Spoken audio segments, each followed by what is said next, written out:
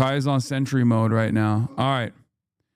Let's continue. Petroleum reserve. In other words, the biggest crisis in the oil market in recent history, which is what the International Energy Agency say this is, has happened at the point when the US has the least resources to be able to throw at it from its reserve. That's pretty striking, isn't it? And all of which has kind of contributed to what's going on with the oil price, which has been a complete roller coaster in the past few days. There it is at the end of last week. You can see the roller coaster started early this week, where it went up to about almost $120 a barrel. Donald Trump stepped in and said, no, the war is complete, and that kind of pushed it down a little bit. But then soon afterwards, it started to rise. And you can see even after the IEA released all of that oil into the market, or said they were going to, actually oil prices went up rather than down. And partly that's just because of all of this chaos that's still happening in the Persian Gulf even now.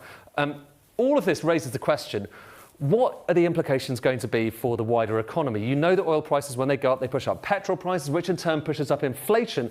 And here's a pretty interesting, it's just an early estimate of how much higher oil prices and gas prices might push up inflation in various countries around the world.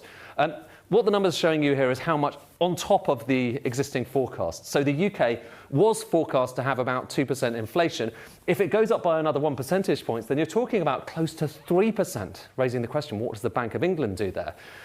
But the other striking thing looking at this is just the variance. So Canada, for instance, it's relatively kind of small in terms of how much oil it imports from overseas. And so as a result, the inflation impact isn't so much. Whereas over here in China, you've got 12% of its imports are oil, and therefore, just look at how high inflation would go above the forecasts in China. Similar story, by the way, if you look at just the potential impact on GDP, just overall economic growth. And the big picture here is, well, basically, for pretty much every economy around the world, this is negative. I mean, slight statement of the obvious there, but nonetheless, this is not a good thing when it comes to overall economic activity. The UK, weaker growth somewhat this year. This is all for this year, these numbers, and they are the numbers versus the forecast. So the forecast at the moment, kind of 1.5% or so, that's cut. But the US cut even more. And that then raises the question, you know, what does Donald Trump do in response to this? The US is much more dependent on oil than many other economies. So what does Donald Trump do in response? He doesn't want to see a downturn in the US, but that might well happen if this continues. Meanwhile, in the Gulf, what we're looking at here are the flight paths of various different planes going around the Gulf. This was the picture just before this conflict broke out. And keep an eye on the flights going over kind of Iraq, going over Iran. And now I'm just going to kind of show you what happened in the following days. So we're just moving from day to day. Look at these flight paths, and look at how basically they've just... I think one of the things that people also don't understand is that all of the productivity gains go to the masses being urbanoid, libtard college students.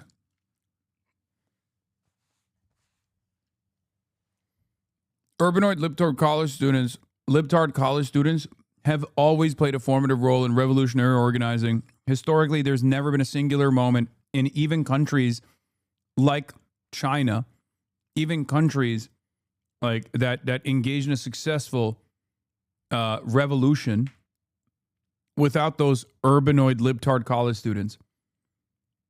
It's the peasants, it's the workers, and it's the urbanoid libtard college students that make up the base. China was a majority-based peasant revolution. Really interesting that you say that, as though some of the most formative early CPC figures weren't fucking urbanoid libtard college students, okay, which you neglect and mock as hogs. Shut your fucking MAGA communism bitch ass up right now. You don't know what the fuck you're talking about. You don't understand revolutionary history. You don't understand successful movement building. You think it's urbanoid libtard college students are woke and gay, and therefore will never be able to play a formative role in building any sort of revolutionary movement, because you're a fucking moron who is just as predisposed with culture war nonsense as the people that you think you oppose in the fucking libtarded Democratic Party.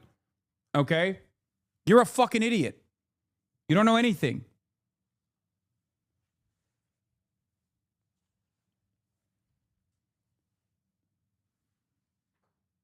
Fuck.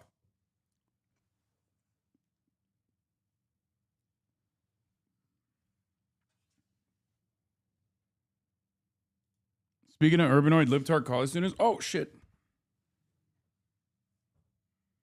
Oh almost got that fly. Oh yeah, the James Fishback shit. We're gonna talk about that in a second.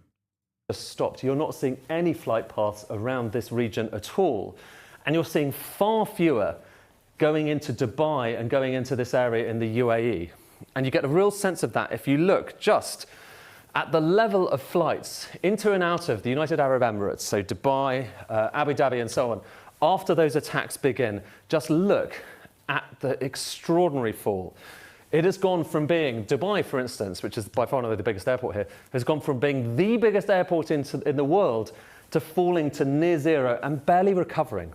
And that's really the final question to kind of bear in mind as we just consider the impacts of this war. How many of these economic impacts are not short-lived, but last for a long time?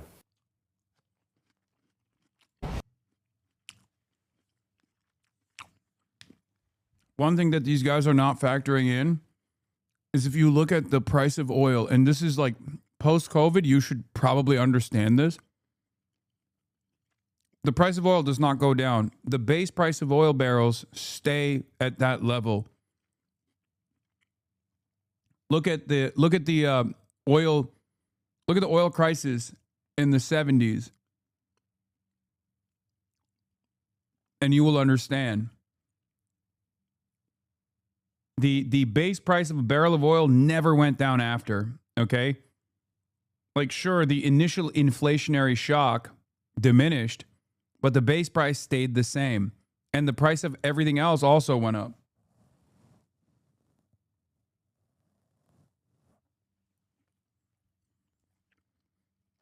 Same with COVID.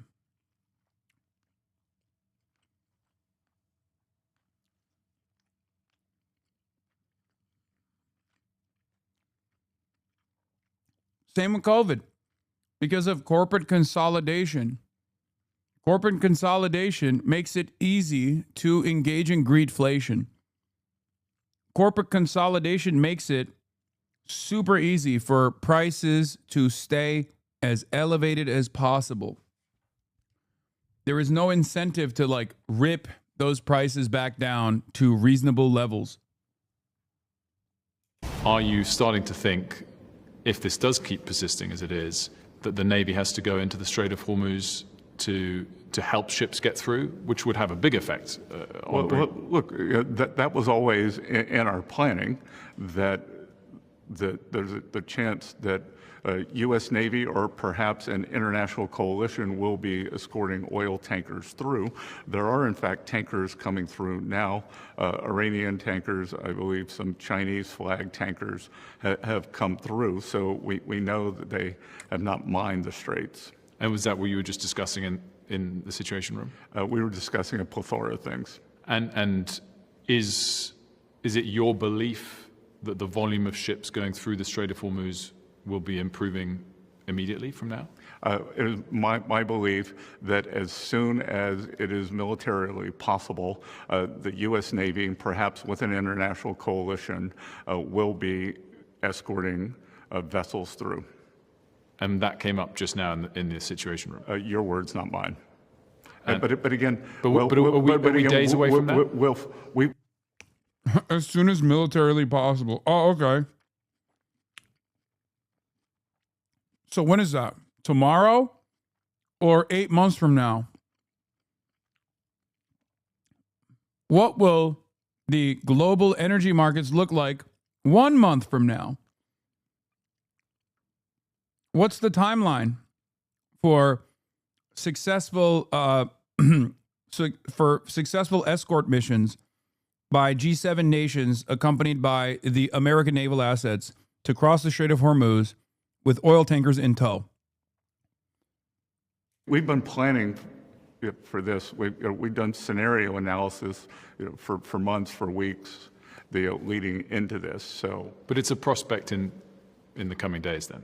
It is a prospect as soon as we have complete control of the skies and are degrading they have no Air Force. The Navy is sunk, literally and figuratively. And so why is the strait not open, big dog? If the Iranian Navy is sunk, why is the strait not open? I don't understand.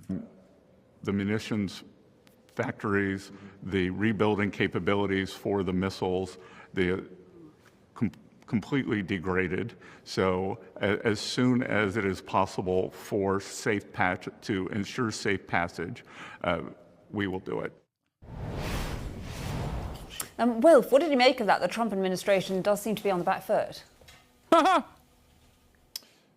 Well, I guess he was trying to frame it as if they're in the front foot. I mean, as it relates to passage of ships through the Strait of Hormuz, three things jumped out to me. Explicitly, he said there that the Iranians have not mined the straits and that some ships are already passing through. Implicitly, I think he added... Yeah, Chinese ships and Iranian ships. Also, Piker Broadcasting Service for tomorrow's news today. Who told you that the fucking mining of the Strait of Hormuz was bullshit?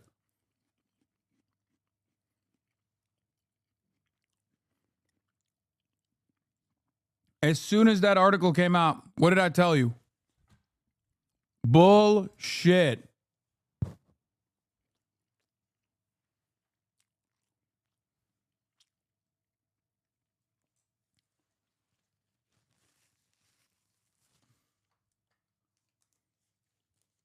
Just like what they're saying right now is also bullshit. The idea that they have a real plan.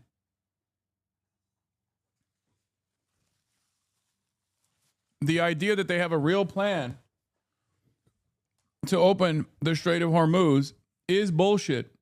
Believe me when I tell you this. They have no plan. They're completely fucked.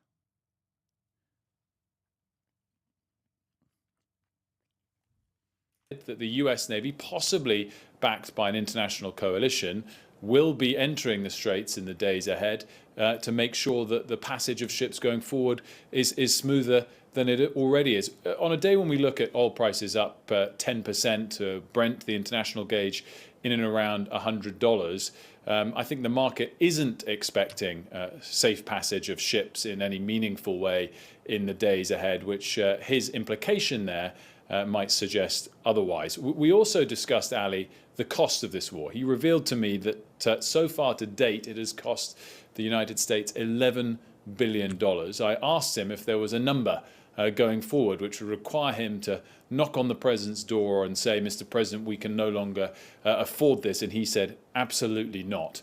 He also spoke about the level of oil prices not really being the thing that affects the economy, but the duration of them being elevated where they were. But his position on the war, Ali, from the money man position on whether or not the economy can afford it or not was resolute. He said that they could. Yeah, and I mean, it's this sort of news line that could move markets. Yeah, we'll watch how oil prices react in the minutes and hours ahead. It was a long conversation. We had 50 minutes with him. We also spoke about Russia benefiting from the spike in oil prices. He said it was unfortunate that they're profiting so far. We spoke about the strained special relationship and, of course, how Keir Starmer's decisions specifically around the Iranian war have affected that trade. You're in the latest GI hit piece? Some comments on Peter Mandelson, and all of that is coming up in a couple of hours at 9 p.m. A lot of us who are Palestinian are, basically pleased that there is a regime in the Middle East that is a counterbalance to what would otherwise be Israeli hegemony. From our perspective, the only country that has ever been aggressive, that attacks its neighbours, that commits things like genocide, is Israel. It's not Iran at the end of the day. I'm sure you're thinking, oh my God. Bro, what is happening? The wokening of the Brits has been genuinely surprising. Every time we watch an LBC clip, it is literally a liberal that is more based than the prior one. I don't understand. Oh my fucking God. It's always like the Barbers and the Deborahs too. I don't know what the fuck's happening. oh my God, that's the most outrageous opinion you could ever hear. No, I understand. You're the logic. coming from a purely Western-centric position. You can't imagine what it's actually like to feel like Israel and the West is more threatening to your existence than Iran is. But that's the lived reality of most people in the Middle East. We've got to be real about geopolitics. We have to have a mature understanding of the geopolitical moment we're in.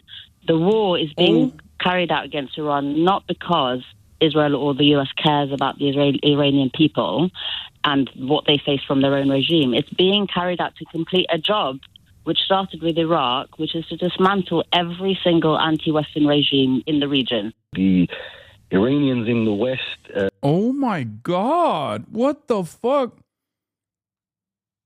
Was that Professor Mersheimer? Like, what the fuck is that?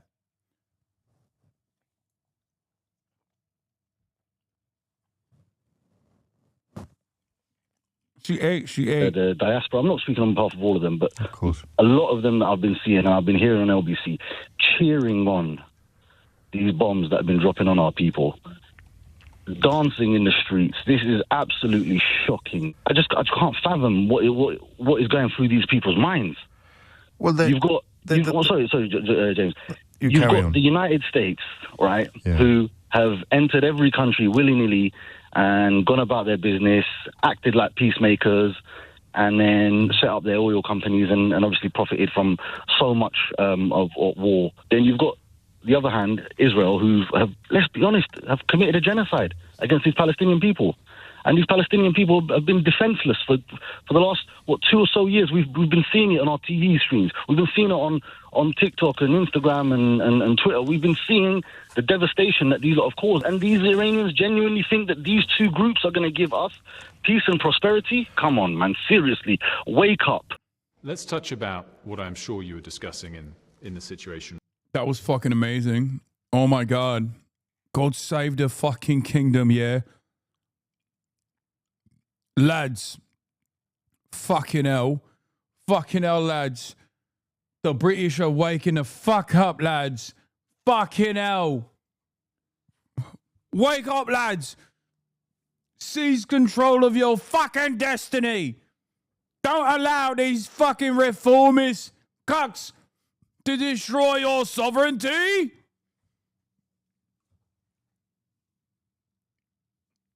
Brits are still way better educated than Americans. I mean, we've only seen a couple. Brits. I don't know what the what the overall attitude is. Details that I'm sure came up. WTI is obviously around $94, $95 as we're recording. It started the year under 60. Briefly peaked at 114, 115 earlier this week. What level is too much for the U.S. economy to take? Well, I don't think it's the level. I think it's probably the duration. If you recall, even in 2008, we had the record spike up to, I believe, 140 something. 147. So I think it's the duration, and I think that President Trump's energy policies have insulated the U.S. quite a bit. We're record liquids production with. That's not even correct. It was literally, God. These guys are such assholes. I mean, first of all, it was because of fracking. And secondly, it did not happen under Donald Trump. It happened under Barack Obama. Barack Hussein Obama. And as far as the LNG rerouting, that took place under Joseph Robinette Brandon. These are not things that I particularly care about because I'm, against American imperialism, against Western imperialism. But even from your perspective, this is just objectively cope. It was Obama and Joe Biden. For the LNG boom, it was Joe Biden that rerouted LNG to Europe away from the hands of Russian natural gas going into Europe. Literally blew up the fucking pipeline. Okay?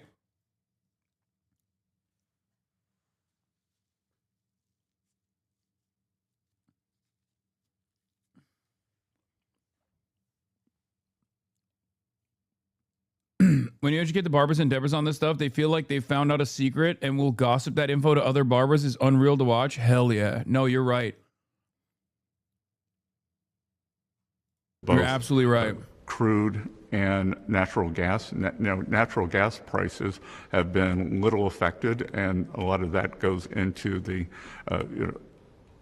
energy the household bills. So, and again, President is focused on his mission of the wiping out the Iranian missile capabilities, their manufacturing capabilities, their Air Force, their Navy, and their ability to project power beyond their borders and to cut off the head of the snake as the leading architect of global terrorism.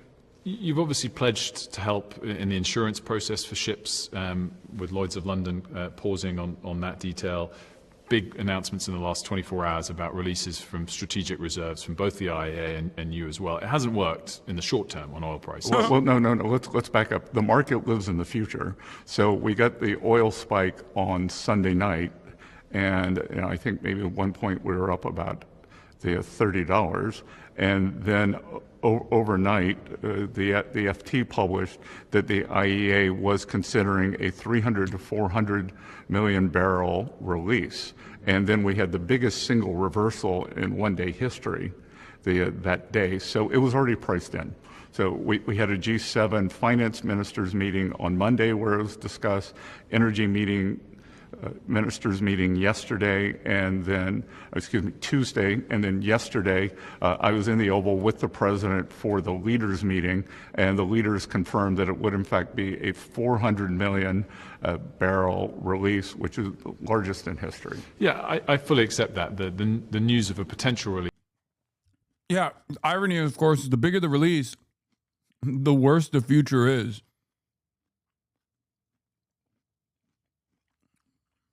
He literally keeps saying, no, you don't understand. Like, look at how many barrels of oil we're releasing from the strategic reserves.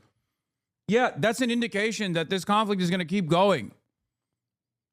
And that's the reason why it doesn't fucking actually stabilize prices at all. Because most people understand that until the Strait is open, there is no fucking global oil market.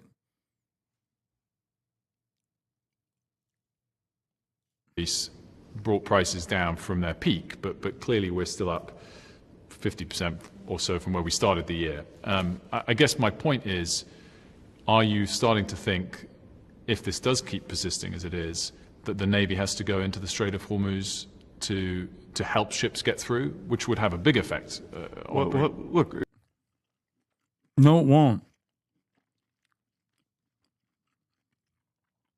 Because the first time they try that, they're going to get fucking nuked with Shahed drones. The first time they try to cross the strait with a naval asset, or even before then, the first time they tried to bring a naval asset, or I mean, there are some on the other side of the Gulf, right? But the first time that they try to send a naval asset to try and tow an oil tanker, Iran will take advantage of that choke point and turn it into nothing, okay? They will destroy an American naval asset, which will completely diminish the confidence that people have in the American Navy. And what do you think? What do you think will happen to the oil markets then? What do you think happens to the futures when the American Navy that claims they can defend safe transit of commerce, safe transit of oil through the Gulf, through the Persian Gulf, through the Strait of Hormuz, shows the world that they are completely incapable? Iran knows this. Iran knows this, and that's the reason why they keep saying, go ahead, please do it.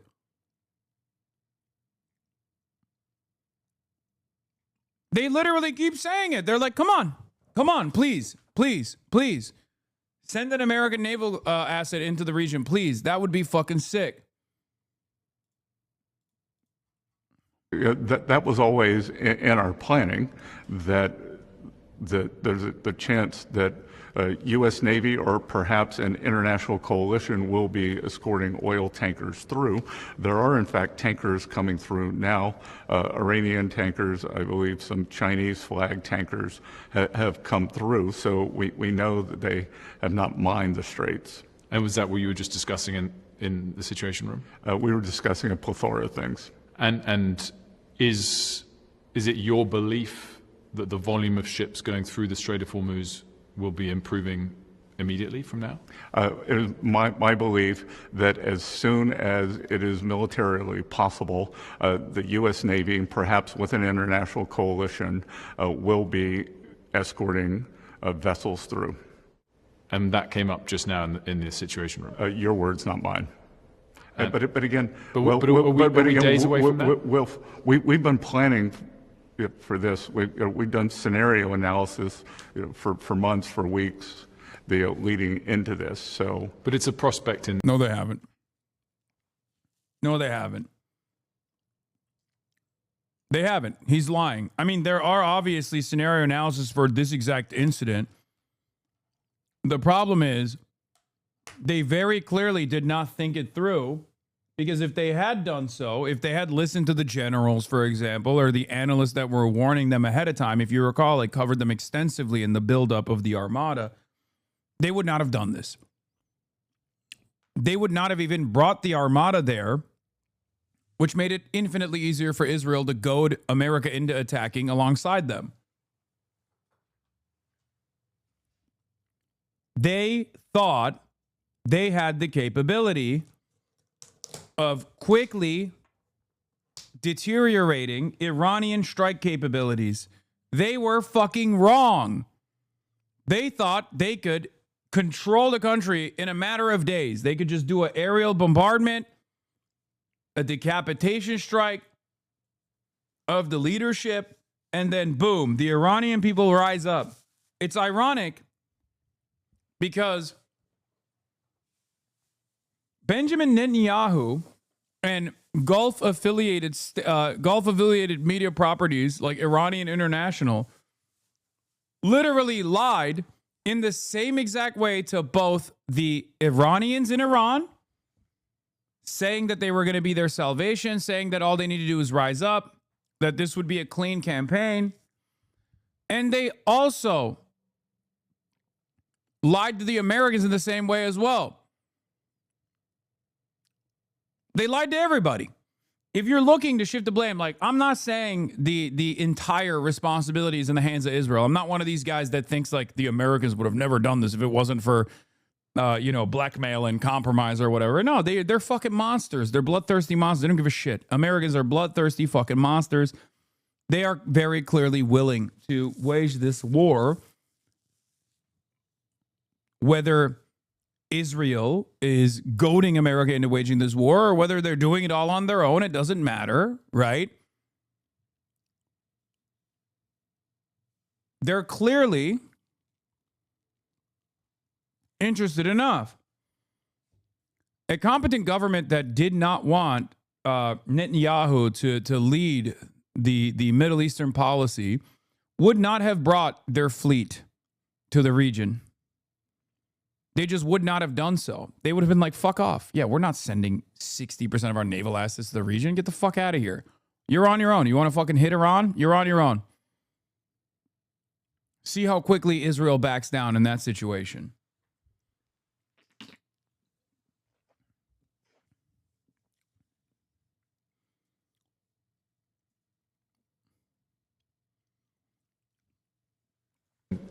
In the coming days, then? It is a prospect as soon as we have complete control of the skies and are degrading they have no Air Force. The Navy is sunk, literally and figuratively, and the munitions factories, the rebuilding capabilities for the missiles,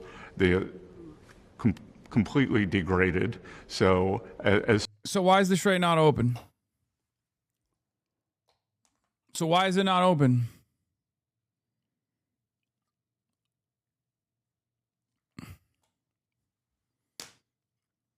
as soon as it is possible for to ensure safe passage, we will do it. And again, with the DFC insurance product, this was something that we had already anticipated, and because Lloyd's does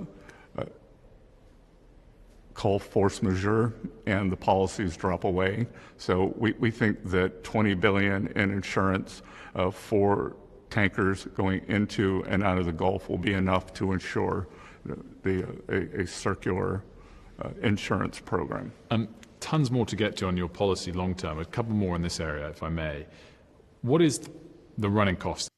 What will happen if the U.S. starts targeting the Iranian tankers, depriving them of all their money? Destroyers will not run escort, but just sit off the coast with the phalanx guns. Great question, and you might not like the answer to this question. But have you noticed that Iranian tankers have been able to cross through the Strait of Hormuz fairly easily? And those very same Iranian tankers are shipping oil to the Asian markets. Why are Americans that love seizing oil tankers from even Russia, as a matter of fact, why are they not going beast mode on these Iranian tankers? Great question. It's because of where those Iranian tankers are going. They're going to China. And America has already demonstrated that they do not have the power to take out any fucking Chinese naval fleet whatsoever. That's it. That's literally it. That's it. Paper fucking tiger.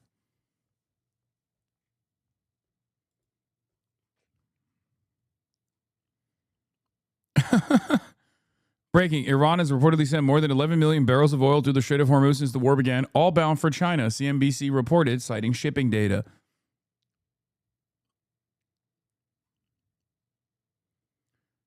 Start learning Chinese. I thought America just steals tankers. Venezuela. Yeah. Even Russian tankers America has intercepted. So why has America not intercepted Chinese tankers? Why is Iran still able to feed its coffers with the oil that it sells to China?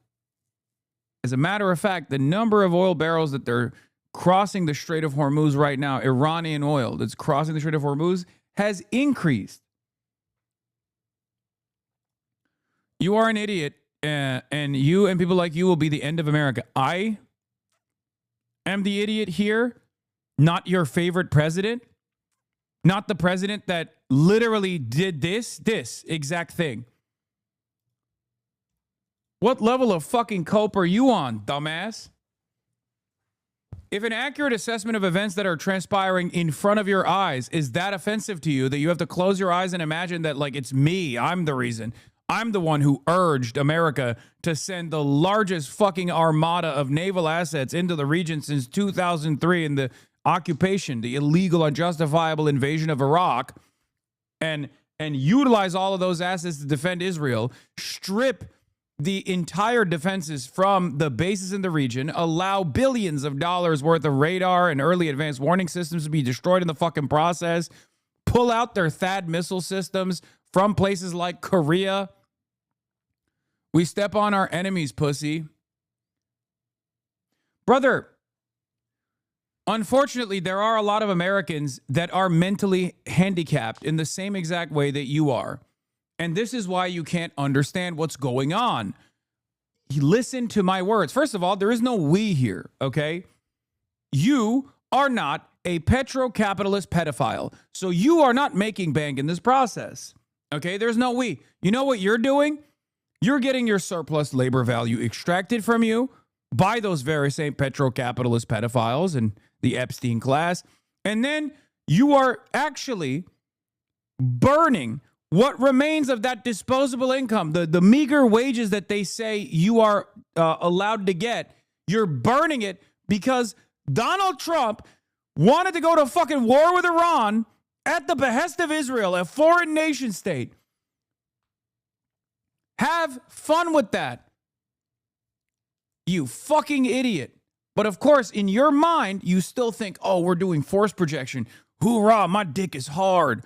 We're killing our enemies. You're a fucking idiot. You are a fucking moron. You are literally refusing to see what is in front of your eyes right now. And not only that, but you're getting angry at a person who is actually making a sober assessment of the events that have unfolded for the past 9 days. Why is the Strait of Hormuz not open? America pussy, go to live in Iran. He's getting dumber. He's getting dumber and dumber.